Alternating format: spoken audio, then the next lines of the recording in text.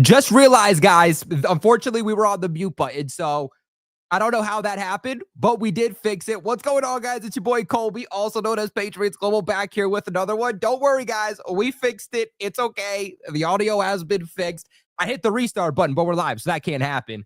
But today we are going to be breaking down some of the top offensive targets for the Patriots in the 2025 NFL Draft. Like I was saying before, unfortunately, I was muted, so you guys couldn't hear it. We've already released 2 mock drafts on this channel, but I do feel like this is the time of year where it's just mock draft after mock draft after mock draft. And I don't want to only shove that down your guys' throats. I want to start talking about some prospects that we're not only going to talk about if we do mock drafts. So I have roughly 10, 12 guys that we're going to talk about here today. So there's a lot of guys we need to get through. But these are some of my top offensive prospects that I would like to see the Patriots target. These are not strictly round 1 guys. These are all the way from round 1 to round 6. So there's a lot of different guys here that the Patriots could target through several different rounds here. We're also going to be doing the defensive side of this later on this week. So make sure you guys leave a big like on this video and, of course, subscribe to the channel for all your New England Patriots news. Before we get into this, though, massive shout out to the members of this channel. Shout out to my boy Gerald. Shout out to Luz Marina. Shout out to Aaron. Shout out to Luke. And shout out to Mick Goat. Guys, make sure to consider becoming a member of the channel with the link pinned in the comment section below. You guys get a few different benefits, but it also, of course, significantly supports the channel. Only $4 a month. But let's go ahead and let's get into my first guy that I think will and should be a target for the Patriots here. This is a first-round target, goes by the name of Will Campbell, the left tackle. Now, some of you probably already clicked off the video. Some of you will completely agree with me. There is no reason that Will Campbell should be as much of a controversial take as it is. Now, a lot of people are going to say, oh, well, he doesn't have the arm length to be able to play at tackle, so he's going to be a guard. Well, the NFL Combine is getting a lot of hate right now because a lot of their measurables, pretty much for every single player, they got the measurables wrong. So when Will Campbell was at his pro day, he measured in at about 33 inches. That gives us a much better idea on what his arm length actually is. Will Campbell has 33-inch arms. Okay, that is still considered shorter, but he doesn't have 32. There's really no tackles that have played in the league at a successful rate that had 32-inch arms, but you have several different tackles, even still currently in the league, that have 33-inch arms. I believe Rashawn Slater, if I'm correct, also has 33-inch arms. Some of the best tackles have some of those shorter arms. Why? Because they've been able to make it work, do with their intangibles, and Will Campbell has all those intangibles. He's someone who gets off the line very, very quick. I mean, who was it? Mike Vrabel just the other day said this best himself. He said, Will Campbell has gone up against, at the collegiate level, some of the best edge rushers entering this draft class, and he was perfectly fine. So why are we acting like he's going to transition to the NFL level and completely fade out at left tackle? And that's what I've been saying all along. I think Will Campbell can be a left tackle. I think he's going to do it perfectly fine. He has the size to be able to do so also. Beautiful. I mean, 6'6", 323 pounds, now coming in at 33-inch arms. I think we need to stop saying that, you know, Will Campbell is going to be a bust at left tackle just because that is the popular thing to say. Worst case scenario, Will Campbell doesn't work out at left tackle. Worst case. Then you bump him in over to left guard. He becomes an all-pro left guard, and now you have another one of your issues filled. Again, I don't see bust potential with Will Campbell. Patriots need help at left tackle, but they also need help at left guard. By drafting Will Campbell, you can be sure that one of those needs is going to be fulfilled for you moving forward. So for me, Will Campbell is definitely a guy that I think the Patriots will 100% be interested in. They're being heavily linked back to him already, hearing the way that Mike Vrabel talks about him, but of course, also understanding the fact that the biggest hole for the Patriots is over at left tackle, and Will Campbell is the number one left tackle in this class. One guy that is not on my list that I think a lot of people are going to ask about, that a lot of people are probably going to comment in the comment section. Well, what about Armand Membou, Colby? You know, you're here talking about Will Campbell, but come on, man. Armand Membou. That's a guy that has versatility written all over him. Right tackle, can play guard in the NFL. You know, he has the intangibles to move on over to left tackle. We need to stop drafting right tackles to play left tackle and left tackles to play right tackle. We need to get back to drafting, signing, and trading for players that are going to play in that exact same position. Armand Membou has never played left tackle, but yet we want to draft him and say that, well, he has intangibles, so he could. And I'm not here telling you that Armand Membou can't be a left tackle. I'm not saying if they draft Armand Membou that now all of a sudden the Patriots have a bust of a left tackle. I'm not saying that. But look at the track record. Guys who are drafted at one position, more specifically on the offensive line, guys that are drafted at one position and then swap over to the opposite side tend to not work out. In fact, in recent years, the majority of guys that we've seen go from right tackle to left tackle or left tackle to right tackle end up getting switched back to their natural positions because things didn't work out. If the Patriots want a right tackle, they should draft a right tackle. If they want a left tackle, they should draft a left tackle. I think that's what Armand Membou is going to be. I think he's going to be a right guard in the league. I think he's going to be a right tackle in the league. And the Patriots, they have Morgan Moses. Now, Morgan Moses, he's probably only going to be here for a year, maybe 2 years. But the Patriots need that 4th overall pick or whoever they end up taking in the first round. They need that guy to start immediately. They cannot take somebody in the first round. They do not have the luxury to take somebody in the first round and then have him sit for a year or two. If that's the case, then draft somebody in the later rounds to sit behind Morgan Moses. But do not do it in the first round. It simply does not make sense. So that's why somebody like Armand Membou, for me personally, love the player, but for me, he's not on my list. Patriots don't need a right tackle in the first round. They also do not need a right guard in the first round. Moving on here, though, I want to talk about the next guy. By the way, a lot of these guys in the beginning are going to be guys that you probably have heard of. As this list goes on, they're going to be names that maybe you haven't heard so much of. But my next one is going to be McMillan. I also think that this is a guy that is realistic for the Patriots to draft. They've been heavily linked back to him. You look at what Mike Vrabel said that he wants out of his wide receivers. He wants guys who have a good catch radius, so Drake Maye doesn't have to be perfect, are good in contested catch situations, and can get open. That is McMillan. Now, if they drafted him at 4, am I going to scream? Am I going to cry? Not at all. But I don't love Tetairoa McMillan at 4. I think if they trade down a few spots and can get him, I think that's where the sweet spot is. I don't think he's ever going to live up to being the 4th overall pick in the draft. And I understand that this isn't a great class for wide receivers. So that's why you would be taking him a little bit higher. But if you look in last year's draft class, Tetairoa McMillan wouldn't have even been a first-round pick. I think he would have been more of a second-round pick, or at least a back end of the first round type of pick.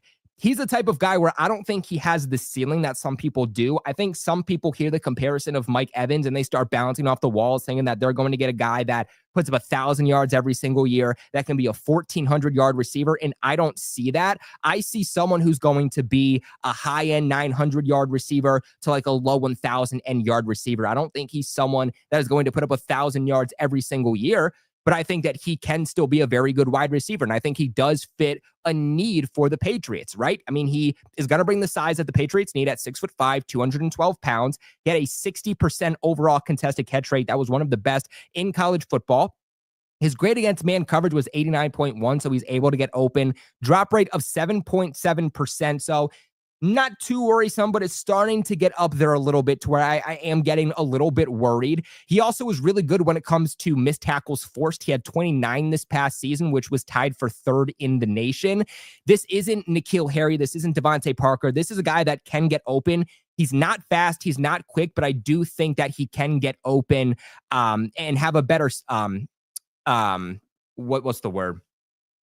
Just have a better separation package overall than the guys that we've seen in the past, like with N'Keal Harry and Devontae Parker, just because he has better footwork to be able to get open in the short to intermediate and deep route. But again, do not necessarily love that value at 4. I think if you can trade down a little bit, I think that is more so the sweet spot that you can get him. But moving on to another receiver that is expected to go into the 1st, and I don't hear anybody talking about this name, and I don't really understand why. He's a very, very good receiver.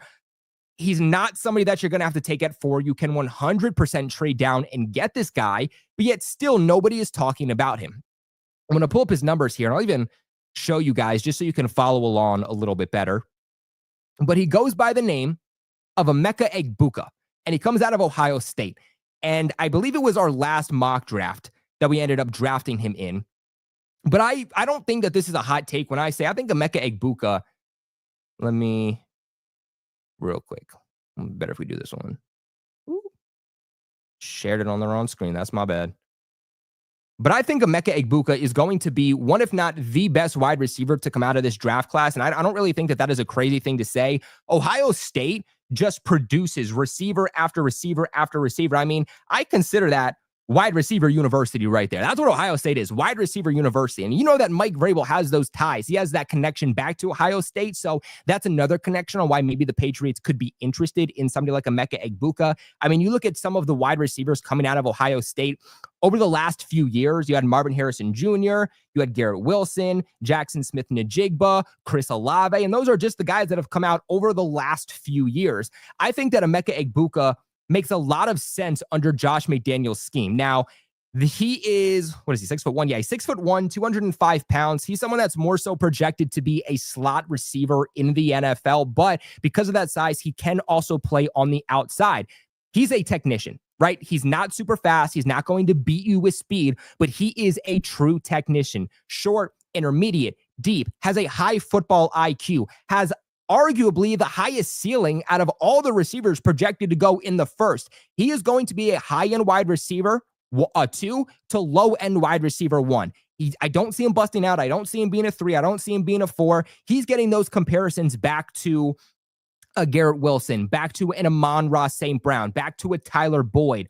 All of those guys we've talked about in the past. If the Patriots could get one of those guys, that would be a beautiful fit under Josh McDaniels, someone who gets open, again, in those short, intermediate, and deep routes, but can be that security blanket for somebody like Drake Maye. And I think getting Emeka Egbuka in the building now would be beautiful to learn under somebody like Stephon Diggs, one of the best route technicians in the NFL over the last few years. Now, even though Stephon Diggs is taking a step back, he can still teach somebody like Emeka Egbuka the ropes a little bit, how to get open, how to defeat a guy, not just with his body, but also with his mind, because they are similar players. So I think that would be a beautiful, beautiful pick for the Patriots. Like I said, you don't have to stay there at 4 and pick him. You can trade down. You can get extra draft compensation on top of course, getting your future wide receiver 1. And the thing, too, is like, he can still play for you right now. We know Stephon Diggs, despite the reports, I'm telling you right now, Stephon Diggs is not going to play week 1. Emeka Egbuka can fill into that role immediately until Stephon Diggs is ready. Then when Stephon Diggs comes back, you can push Emeka Egbuka down the depth chart a little bit. What was one of the biggest problems that the Patriots had last year? They were asking way too much of their rookies. They asked too much of Layden Robinson. They asked way too much of Jalen Polk and Javon Baker. And because of that, especially and more specifically with somebody like Jalen Polk, that screwed up his development significantly. I mean, Ellie Wolf came out and said himself just a few weeks ago that the Patriots actually put that on themselves for his lack of development and what happened to him down the stretch of last season because they overwhelmed him. When you get Stephon Diggs back, if you draft Emeka Egbuka, he can just kind of sit back, learn, and not necessarily have all this pressure on his back to immediately be that number 1 guy. He can be your number 2. He can be your number 3 and then start working his way up, until Stephon Diggs ultimately leaves the Patriots. So this is a fit that I think would make so much sense for the Patriots. I would not mind this whatsoever. And quite honestly, I don't know why more people are not talking about Emeka Egbuka.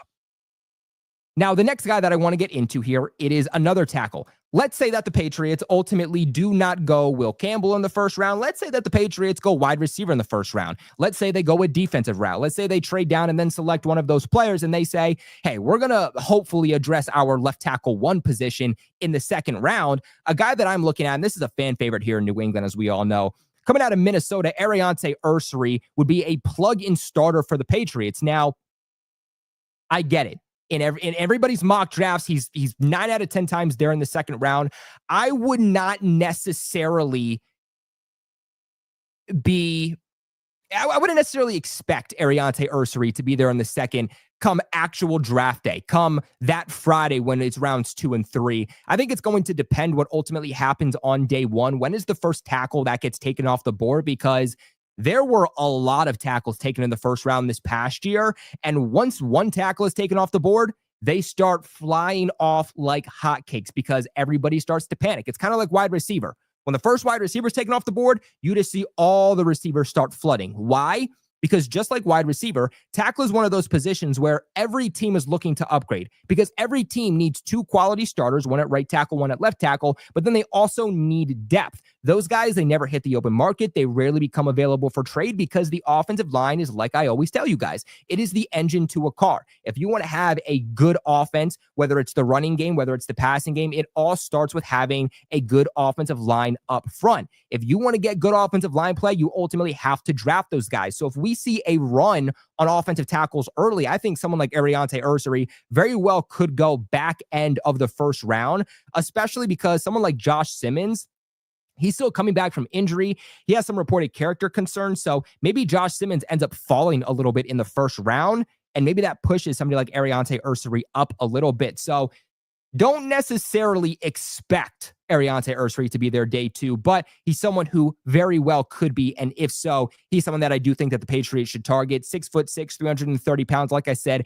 a plug-in starter for the Patriots over at left tackle. He's played a couple of different positions there on the offensive line, but mainly over at left tackle. Played a little bit at left guard, played a little bit over at right tackle. He's somebody who, he's not the opposite of Will Campbell, but Ariante Ursary is a little bit more of a project in pass protection, and I think that's what's dropping his stock a little bit. The majority of teams have left tackle protecting their quarterback's blind side. Now, there's a few quarterbacks in the league that throw with their left hand, which would make the right tackle their blind side. So with that being said, the majority of teams want their left tackle to primarily be a guy that's going to be able to come in and be good at pass blocking, protecting their quarterback. They're not necessarily as concerned with what you can do in blocking in the run game. As long as you can protect the quarterback, like that is the main job for the majority of teams when it comes to left tackle. Ariante Ursary, he's a little bit different. He's going to be better than Will Campbell straight off the bat as a run blocker, while he's still a little bit more of a developmental piece, right? He's still trying to put it together as a pass blocker. So that's kind of the downside of him. But again, he has all the tools. He would be a plug-in day one starting left tackle for the Patriots, and that's exactly what they need. Hey, yo, real quick, shout out to my boy Trey. Trey just became a new member here on YouTube. So shout out to my boy Trey. Trey, you now have access to the member-only emojis. Now you can comment those in live streams, videos, on our community tab, all of that. You also get priority reply to comments, and you get the Patriots Global logo next to your name here on YouTube every single time you comment on the channel, showing everybody that you are a member. So shout out to my boy Trey for becoming a member. Like I told you guys, I do think that we are going to end up doing like a little giveaway. I'm thinking I'm going to give away like an official Patriots draft hat, like the official draft hat they're going to give out to the prospects in just a few weeks. And the only way to get in on that giveaway will be to become a member. So shout out to my boy Trey for joining the Patriots Global family and becoming a member. If you guys want to become a member, make sure to check it out. Linked pin in the chat. But let's go ahead and let's keep this thing going. Next guy that I want to get into here is one of my favorite prospects when it comes to wide receiver that I can confidently say I was in on this guy before anybody else was. And that is Jaden Higgins. Now, Jaden Higgins is getting so much love. He's getting so much hype now, and rightfully so. He deserves it, right? I think this is a guy we should have been talking about for the entire process.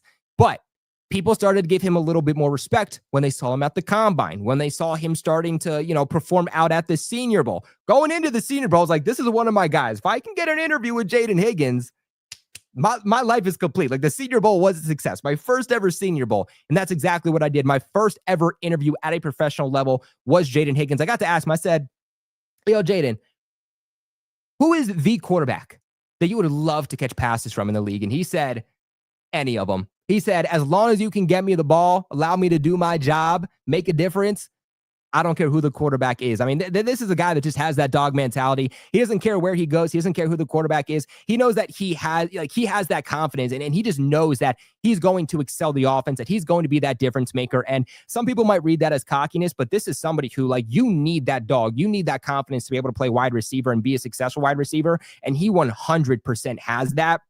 I'll pull up his measurements here a little bit now. Because he is finally starting to get this much love, it wouldn't surprise me if, depending on what the run at wide receivers is, it wouldn't surprise me if Jaden Higgins ended up being like a back end of a first round selection there on day one. And I think he definitely deserves to do so. It also wouldn't surprise me if he is there on day two. The Patriots might have to trade up in order to get him. I don't know how far he's going to fall, even if he does make it there on day two, but someone who has gotten better each and every single year on a statistical level. You guys know that that is something that I love in my players. What that tells me is that you're someone who is coachable. You're someone who wants to learn, who wants to get better, and you take the coaching that is provided to you. And that's exactly what Jaden Higgins did. His first year in 2022 put up an overall PFF grade of 78.2. Then in 2023 went up to 85, and then had an elite season this past year with a 90.3 overall grade on 475 passing snaps. He mainly played on the outside, but can also play on the inside, and totaled up 1,185 yards, averaging 13.6 yards per reception and 9 touchdowns. As you can see, his contested catch rate was slightly below what Tetairoa McMillan's was. It was it was 55. Wow, 80 would be crazy. But 58.3%, got open really, really well against man coverage of 87.8. And I would say he was also a more short-handed receiver than somebody like Tetairoa McMillan. I mean, he only had a 2.2% drop rate this past season, caught virtually every single thing that was thrown his way. He's someone who, he kind of, and I'm not just saying this because of the last name, he has some of those comparisons back to like a T. Higgins. And you look at his size, again, 6'4", 215 pounds. He can be that X, but he's going to play all over the offensive formation. I think that's how you get the best out of him. Really, really strong, but also ran like a 4.4. You know, Ted, he ran like a 4.5. I think it was like the 4.53, 4.55 that Ted ran at his pro day. So Jaden Higgins, a little bit more reliable, has a little bit more speed to him also. This is someone that I would absolutely love to have on the team. He's somebody also that, you know, I think you think of these 6'4" receivers, you think, hey, this is a big outside contested catch X receiver. A lot of Patriots fans hear that and they get a little bit of PTSD. Why? Because of those N'Keal Harrys, because of the Devontae Parkers, those guys who served in the exact same role, but were inconsistent. They couldn't get open because they didn't have good separation packages. They didn't know how to run routes correctly. Jaden Higgins is not that guy. I saw him for 3 practices at the Senior Bowl against high-level competition.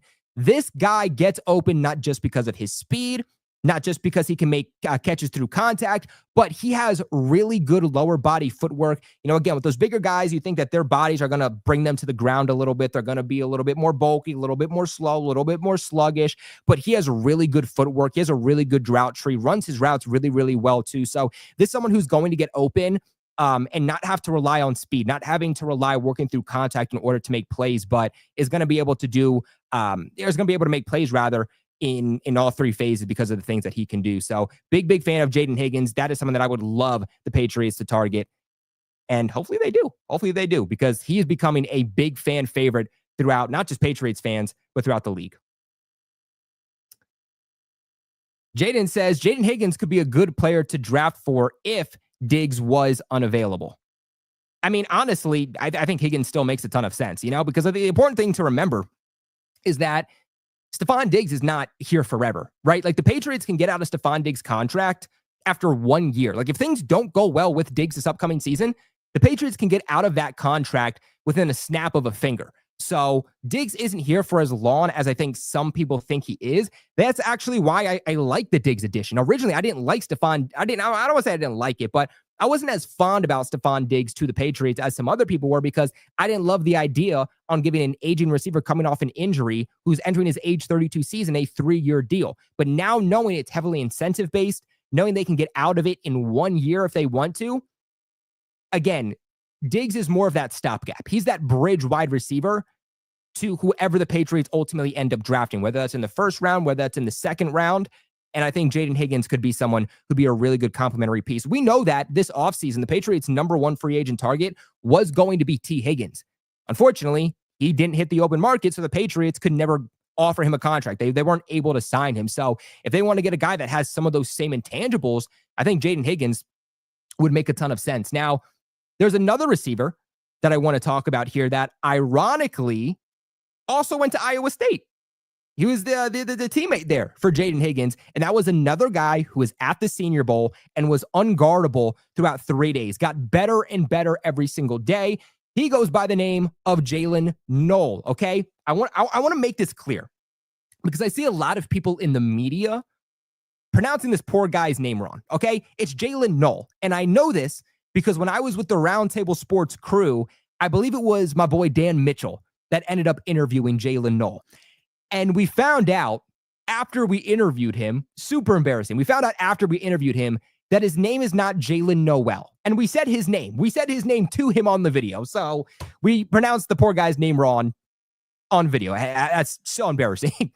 But looking back, we figured out that his name was Jalen Knoll. And we know that because he commented back on the video and said, love you guys, but it's not Noel, it's Knoll. So whenever you guys are talking about him, Jalen Knoll. Not Jalen Noel, but this is another guy that got better and better every single year at Iowa State. Started off a little bit rough, 62.8 overall grade. 2023 goes up to 75.5 overall PFF grade. And then this past season went to 80.5. Now, again, he doesn't have the ceiling that Jaden Higgins does. And Jalen Knoll is also a different type of receiver than Jaden Higgins is. He's not going to be a first-round guy. I don't think he's going to be a second-round guy. I think that sweet spot for him is going to be somewhere in the third round. He is smaller. He's at 5'11", 200 pounds. I don't remember if it's the Senior Bowl or if it was somewhere else that had him at 6 foot, but nonetheless, he's somewhere between 5'11", 6 foot. We did get to ask him, hey, you are a little bit smaller. How would you feel playing on the outside at the NFL level? Knoll did say that he feels perfectly fine. Despite him being 5'11", he said he believes in his abilities to where if a team asked him to play on the outside, he'd 100% be comfortable with it. He did do that at Iowa State at times, so it's not like it's completely foreign to him, but he's mainly going to be that slot receiver. And the Patriots, they don't have a future at slot receiver. A lot of people trying to say, well, Stephon Diggs is here. Again, Stephon Diggs is here right now. Stephon Diggs is that bridge. Stephon Diggs is not the future here in New England. You do have Pop Douglas, but Pop Douglas is not a full-time slot receiver in Josh McDaniel's system. I think he's someone that in McDaniel's system, Pop's going to play everywhere on the offensive formation because right now he's the fastest player they have. He's also the quickest player that they have, one of the best players that they currently have in getting open against man coverage. But given Pop Douglas's injury history too, I don't think the Patriots are going to want to put him consistently in the middle of the field, taking big blows and getting 80, 90 receptions on the season. Like, he's not someone who's going to get that bulk of production. He's somebody who's a big play waiting to happen and not your Julian Edelman, Wes Welker, Jacoby Myers. But Jalen Knoll, on the other hand, can be that guy. At the Senior Bowl, he's not someone who's very fast, but you saw him get open because he has a really good separation package. He runs really, really good routes and has a really good route tree. He can run virtually every single route out there. Again, Jalen Knoll is a type of guy that fits that Julian Edelman, Wes Welker, Jacoby Myers role that right now, again, the Patriots are looking for under Josh McDaniels. So I'd love to have Jalen Knoll on the team. I don't think you're drafting Jalen Knoll and Jaden Higgins, as cool as that would be. But if ultimately they miss out on Higgins, they want to go with somebody like Knoll, I would not mind that whatsoever. I think that he would be a playmaker for the Patriots. Still pretty young too, 22 years old. And he has that size. Like, he has the frame to take those hits in the middle of the field. 5'11", 200 pounds. Like, that's a perfect size to be able to work as a full-time slot receiver in the league. Let's go ahead. Let's get into the next guy. See what you guys are saying. I see Matthew Golden. I don't hate Matthew Golden. I'm not as big on Matthew Golden as I think some other people are. Matthew Golden to me is more recency bias for a lot of people, right? Like, earlier we talked about Emeka Egbuka.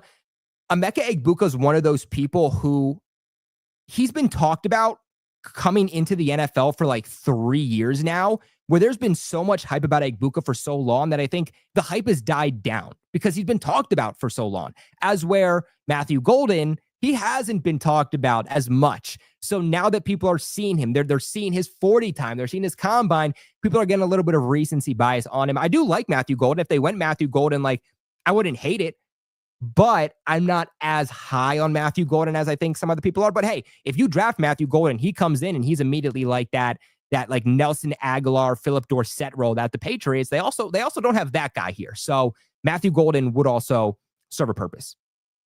See, I didn't even look at the comment. I knew somebody was going to say that Pop Douglas is Julian Edelman. Not the same player. Not the same player in the slightest. Very different roles.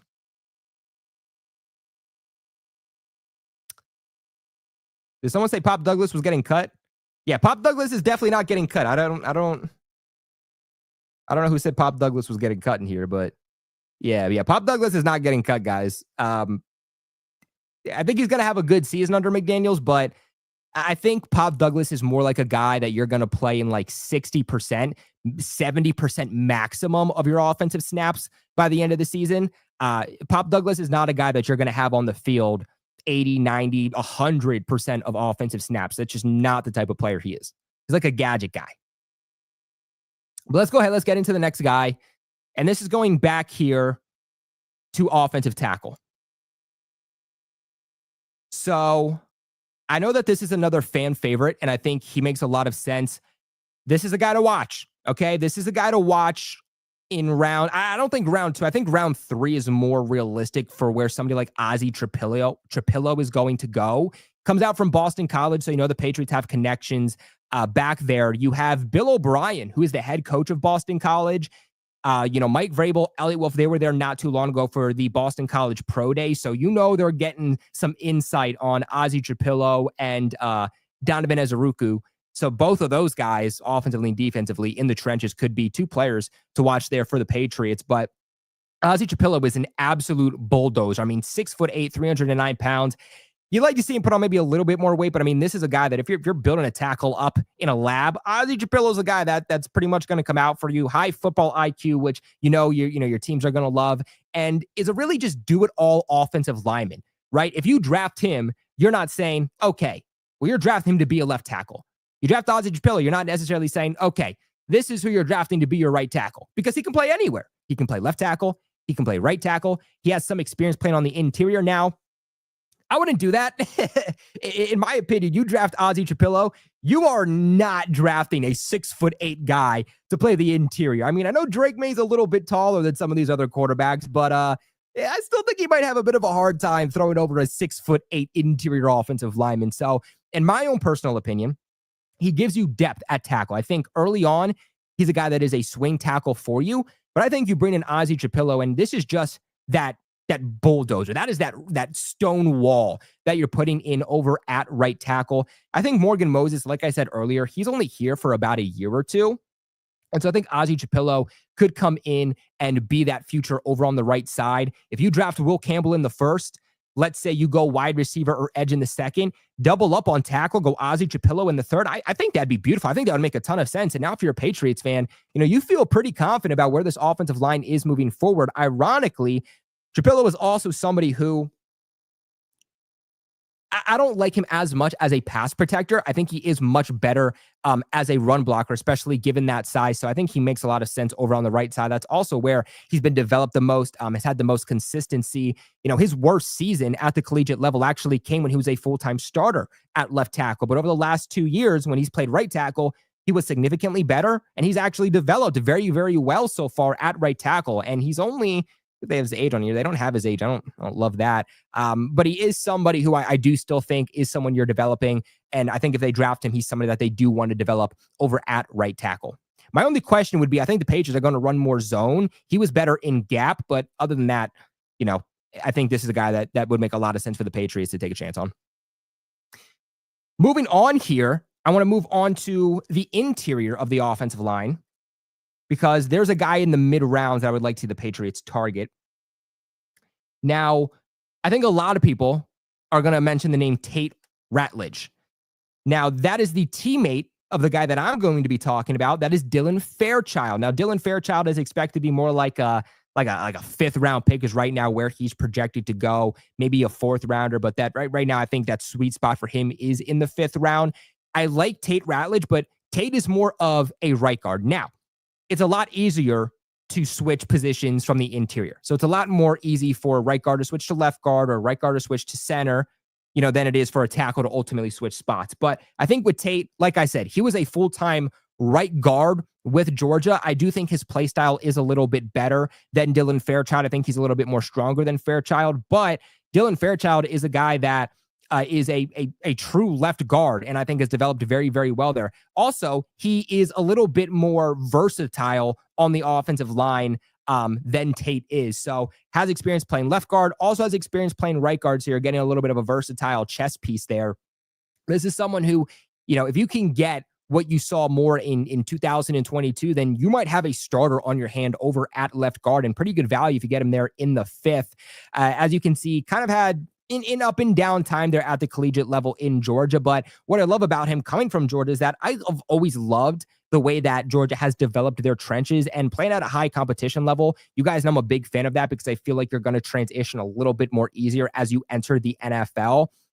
This is what PFF had to say about him. They said, Fairchild is likely to at least serve as interior depth with his consistent pass protection skills. Whether or not he can improve his functional strength will determine if he can develop into a starter. And I believe that truly he can. 6'5", 315 pounds. He has the size to be able to do so. And I think in the 5th round, you're not expecting a guy to necessarily be a full-time starter for you. Once the 4th round hits, you're kind of just hoping on hitting on a diamond in the rough there. But an 89.2 overall pass blocking grade across the last 2 seasons, if you're looking for a developmental guy to plug into the interior that can protect Drake Maye, I mean, this is the guy to do so. Also, maybe they, draft Dylan Fairchild. They say, hey, we're going to develop you in all 3 spots from an interior perspective. And if things don't work out at left guard, at the very least, maybe he can be your center moving forward. And now you have a really good pass blocking center, which I think is very important for the Patriots to have with the way that these defenses are kind of adapting in today's generation of the NFL. And with just how dynamic some of these defensive tackles are getting from a pass rush perspective. So Dylan Fairchild is a guy as a 5th round interior offensive lineman I would love to see the Patriots target, more specifically for the versatile chess piece he is, and just getting a guy on that O-line that can really help block for Drake Maye. But we got one more guy that we want to talk about here, and then maybe we'll answer a few questions. We're at about 37 minutes, so we can answer a couple questions here at the end. But let's go ahead and let's get into a guy that nobody is talking about. Like literally no one is talking about it. I actually want to pull up my Twitter because I tweeted about him earlier today, and I'm going to read you guys exactly what I said. I probably should have, honestly, posted it a little bit later. Probably would have done a little bit better. All right. But let me share my screen here with you guys. Let me stop sharing this one. And this is a tight end. I had somebody tell me, they said, Patriots Global, the Patriots need to target a guy who is not going to be a developmental tight end, but they need a starter right now. And I don't agree with that statement because you have Hunter Henry. And I think Hunter Henry is going to give you at least 2 more good years of quality football play. For this upcoming season, you also have Austin Hooper. So right now, the Patriots only need a tight end 3. The Patriots do not need to draft a tight end in the 1st round that is a guaranteed starter. That's just not in the position that they are at. I think the sweet spot is drafting a guy who is projected as a tight end 2, but has the intangibles to be a tight end 1. Targeting a guy in rounds 3, 4, 5, I think makes a ton of sense for the Patriots to try to snag one of these tight ends in my opinion, a pretty underrated tight end class. But I tweeted this out and I said, an under-the-radar NFL draft prospect that Patriots fans should closely monitor is Georgia's tight end Benjamin Yorsek. Standing at 6'4" and weighing 215 pounds, this projected 5th round pick. So that makes, the Patriots have 2 5th round picks now because they traded Joe Milton, a guy that would make a ton of sense. But a projected 5th round draft pick that could serve as a reliable number 2 tight end with potential to develop into a starter. Regarded as a versatile all-around player, Yorsek poses as a receiving threat across the entire offensive formation while still delivering competitive blocking. With his fierce competitiveness and dependable hands, he embodies the type of player that would thrive under the guidance of Josh McDaniels and Mike Vrabel. Again, playing for Georgia, this is a guy that played in some of the highest competition level. Now, a big reason that he's projected to be more of a 5th round pick, let's go back to PFF here. But a big reason that he's projected to be more of a 5th round pick, and I don't think a lot of people are talking about him, is more so he hasn't played a whole lot of football. And I think there's question marks about him because of that. Like, there's still definitely a developmental side to him. I'm trying to figure out how old he is. PFF doesn't have it. I'm looking on every single website to try to figure out his age. And if for some reason nobody has it, I don't know why with some of these prospects, sometimes the hardest thing to get from them is their age.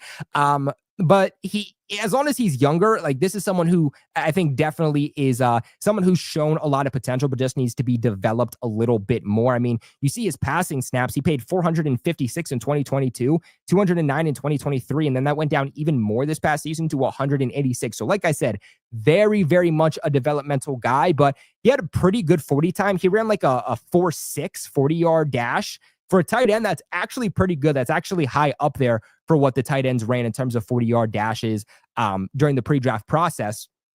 And he's someone who, like I said, he can line up everywhere. He can line up at inline tight end. He can line up at any wide receiver spot. They even said that he can play a little bit of fullback. And with him being a guy who has that receiving ability and has been a sure-handed guy on top of being a good blocker, that's probably where he needs to be developed a little bit more. He screams the type of guy that, again, Vrabel, McDaniels, both of them would want because, he's not a one-dimensional guy. Yeah, he's developmental. That's why he's a fifth-round pick. But he's not somebody who you're going to put on the field in obvious passing situations, and he's not someone who you're going to put on the field in obvious running situations. He's someone who can stay on the field and do both things, which is exactly what they have right now in Austin Hooper and in Hunter Henry. So a guy that I think if he can develop behind both of those guys, both of those veterans for like the next couple years, I think he really can be at worst a tight end 2 for the Patriots where, I mean, hey, that's exactly what they need. Like they don't just need a future at tight end 1, but the Patriots also need a future at tight end 2. Benjamin Yorsek, I think, makes so much sense for the Patriots and nobody is talking about him. And I don't understand why. Keep him on your list, Patriots fans, because this is exactly someone who I think is going to be a target for the Patriots there on day 3. But shout out to my boy Trey, who comes in with a $5 donation, says, Luke Lakey, coming from Iowa, I believe I'm saying that name right, would be a nice pickup in the 5th round regarding tight end. Solid enough size to be a nice blocker. I don't think I've done my due diligence on him yet. Where do they have him on here? They have him on here? Oh, there he is. So it looks like PFF has him projected as more like a 6th, 7th round guy. Hey, Iowa's like iconic, right? Iowa's iconic for producing those tight ends. So, maybe the Patriots got a diamond in the rough there. Do they miss age? Ugh. So one of the things that I'm seeing here, first off, I mean, I love the size of him, 6'6", 247 pounds, but he's 23 years old and he doesn't have a lot of experience. The other thing that I don't like about him is that he got worse on a year-to-year basis. That's like the opposite of what I said I like, right? Like I like players who you've shown me that you get better each and every single year, that you are developing on an upward trajectory and that you're taking the coaching that's given to you. It looks like he's maybe not doing that. I think that's why he's more projected to like a 6th, 7th round pick, maybe even a priority UDFA. But again, being 23 years old and this underdeveloped is a little bit concerning to me. I think for the most part, what you're seeing with him is what you're getting. I don't think with this guy, like I got to do more due diligence on him, obviously, but at first glance, doesn't really seem someone that to me could be a future, tight end 1 to even tight end 2. He kind of seems more like a practice squad guy, depth guy, maybe tight end 3. But again, I have to do more of my research. Shout out to my boy Trey, though, for that $5 donation. But let's see. We'll come back here on the screen too. Any other questions here? We'll answer a couple before we log off. But yeah, those are, what is that? 1, 2, 3, 4, 5, 6, 7, 8, 9, 10. What's that? Like 10 guys? 10 guys from rounds 1 to about, 5, 6 that I think the Patriots could realistically target. Is Jaheim Bell a guy who can develop? I don't want to say he can't. The thing with tight ends is that they take multiple years to develop. I think, a lot of people look at tight ends and they're like, he didn't do anything year 1. When do tight ends ever do something year 1? Travis Kelce, year 1 was not Travis Kelce. I mean, look, Gronk burst off to the NFL scenes immediately. The greatest tight end of all time. Brock Bowers burst onto the scenes. He's already being suited for that Hall of Fame jacket. Like we know Brock Bowers is going to be a top 5 tight end all time. We said that even before he was drafted. So for the most part though, like tight ends, they don't burst off into the scene year 1. They take multiple years to develop. It could take up to like 3-4 years for a tight end to truly develop. That's why Bills fans saying Dalton Kincaid is a bust. He very well might be. You haven't gotten your return on investment for Dalton Kincaid if you're a Bills fan over the last few years as a former 1st round pick. But he's headed into year 3. And a lot of times it takes that year 3 mark for those tight ends to truly, make that impact and truly develop, because there's a lot of things tight ends got to do. not only do they have to develop as a receiver, but they have to develop as a blocker. They have to build the chemistry with the quarterback. Like there's a lot that they have to do, a lot that they have to understand, a lot of, they got to be on the same page as a lot of different players. So like I said, you got to be a little bit more patient with tight ends. So I don't want to say that Jaheim Bell can't be developed, but Jaheim Bell was, a 7th round pick. And it was a 7th round pick for a reason. If the Patriots didn't draft him, he would have probably ended up being a UDFA. I had a 5th round draft pick on Jaheim Bell last year. So he fell more than I thought he would. He's just really, really hard to project because Jaheim Bell isn't a good blocker. He's really not someone who can block at all. He's fast for a tight end, can't block though, but you don't want to put him as a receiver because he's way too slow to play as a receiver. I think he ran like a 4.7 40-yard dash, 4.6, 4.7 40-yard dash. So like I said, way too slow to play wide receiver, but fast to play tight end, but again, he can't block. I think he's a chess piece, someone you want to play all over that offensive formation. You want to put him out at X wide receiver. You want to use him as an inline tight end. You want to use him as a fullback. So, with hearing the Patriots are more than likely going to bring back a fullback, if they want a James Devlin, I don't think that Jaheim Bell is that type of guy. But if they want like a Kyle Juszczyk type of guy in Josh McDaniels' new offense, then Jaheim Bell, I think, very well could serve that purpose. So I'm not giving up on him just yet, but as a 7th round pick, I do think he is on the outside looking in. Jaheim Bell isn't someone who should prevent the Patriots from drafting a tight end at all in this draft. So that's kind of the way that I see him.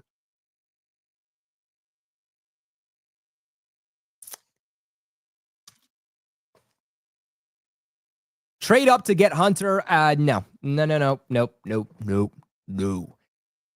no. Massive no on this one. It's not because of Travis Hunter. Like if Travis Hunter's there at 4 for the Patriots and they want to take him, okay. I would listen to trade calls though. If you can get like a haul for Travis Hunter, I would consider trading down. I know that's a hot take, but depending on what that haul could be, I'd take a call and just listen to it. Listening to a call, okay, guys, before you go off on me, listening to a call doesn't mean you have to accept it. Just means you're listening to what it could potentially be. But for me, like, why would you trade up for Hunter?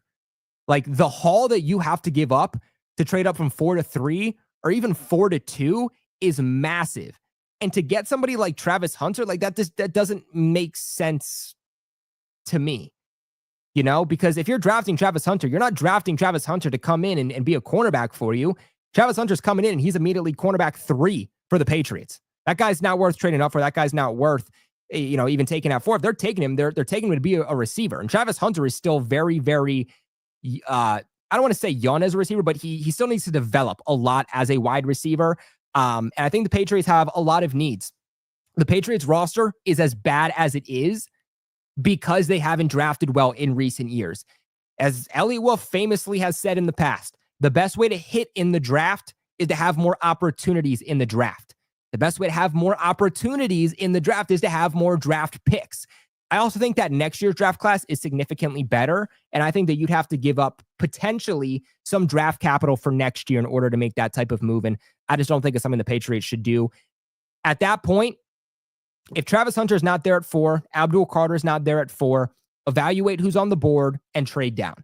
Like I'm a big fan of the Patriots trading down at 4. I think if you want to trade down a couple of spots and get Will Campbell, you can do that. I think you could trade down a couple of spots and get Tetairoa McMillan.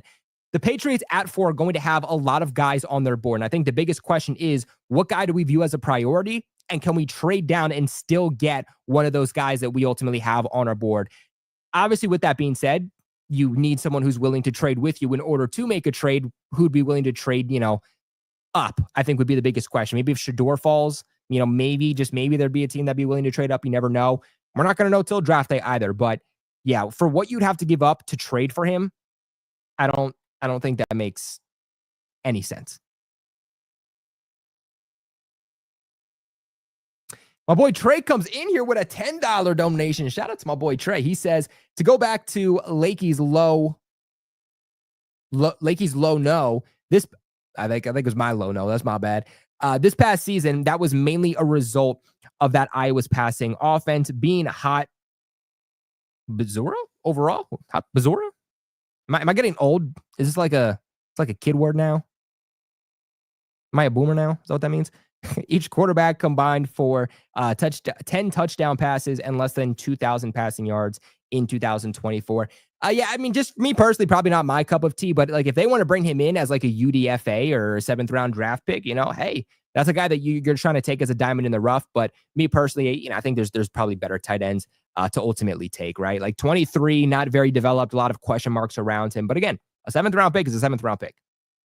I don't think there's anything as a sure 7th-round pick. Scatterbo in the 4th. I like Scatterbo. I don't know if he's going to be there in the 4th, though.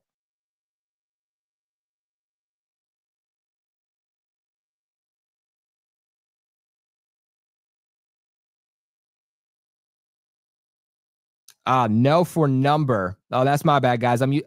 You see, Trey, you confused me. I'm used to like the N for number being capitalized, so I thought that just said no period. That's my bad.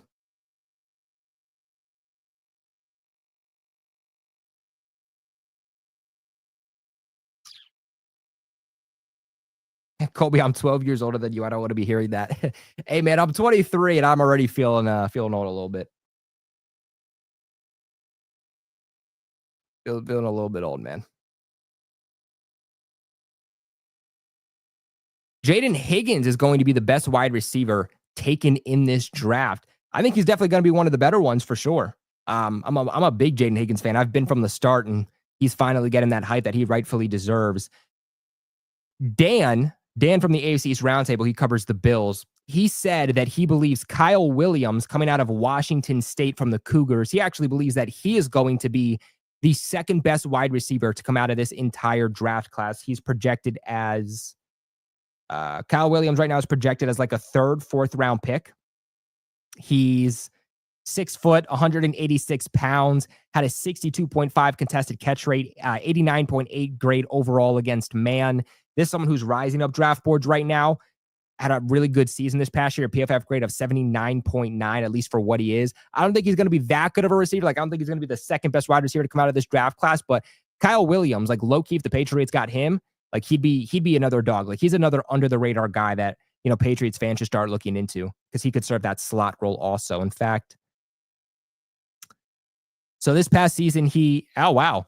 So believe it or not, despite being 6 foot, 186 pounds, Kyle Williams mainly played outside throughout his 3-year college tenure, played 119 slot snaps, but 348 wide, 52 slot snaps in 2023, but 457 out wide, and then 31 slot snaps in 2022, but 265 out wide. Now, I do think as he transitions to the NFL, that's going to be mainly different. I mean, obviously, Washington State Cougars, their competition level is it's wildly different compared to what it's going to be as you transition to the NFL. But still, yet again, another guy to watch there. Had a pretty good 40 time too, so he brings some speed there from the slot.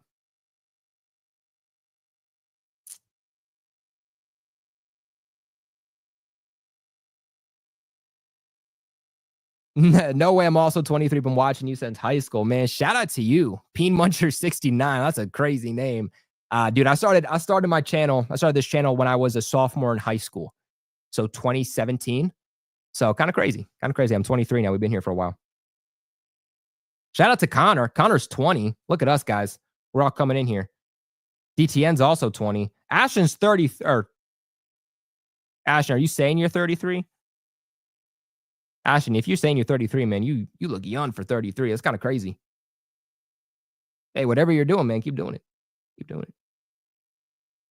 But hey, guys, look, that is going to end it off for today's video. These are some of my top draft prospects for the Patriots from an offensive standpoint, guys. We are going to be doing this exact same video.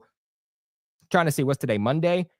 At some point later this week. We are going to be doing a defensive standpoint for the top draft prospects for the Patriots. So again, literally exactly what we just did. But instead of talking about the offensive guys, we're going to talk about some of my favorite defensive guys all the way from rounds 1 to round 6. So make sure you guys go ahead and tune in for that. And make sure to consider becoming a member of the channel. Only $4 a month. You get access to exclusive emojis that you can spam in the chat, the live chat, the comment section, all that good stuff. You get the official Patriots Global logo next to your name, and you get priority reply to comments in live streams and, of course, also in the comment section. In fact, YouTube separates the comments for me from everyone else and then members. So make sure you guys consider doing it. Only $4 a month. You guys get some benefits and it supports the channel significantly. But I will see you guys later this week, maybe even tomorrow. I'll pop out with a video. We also got to do mock draft 3.0 later on this week. Make sure you guys check out the other 2 mock drafts that we did on this channel. Of course, subscribe to the channel for all your New England Patriots news, thoughts, reactions, and breakdowns. But of course, as always,